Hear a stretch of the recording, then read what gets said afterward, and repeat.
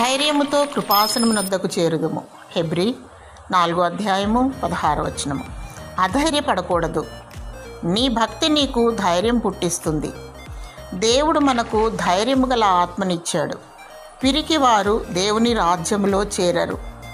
దేవుని సన్నిధిలో సమయము గడిపినప్పుడు, దేవుడిని ఆత్మతోనూ సత్యముతోనూ ఆరాధించినప్పుడు ధైర్యము చేకూరుస్తాడు. ప్రతిరోజు ప్రభువైన యేసుక్రీస్తుతో సహవాసము చేయాలి. ఆయన సన్నిధిని అనుభవించాలి.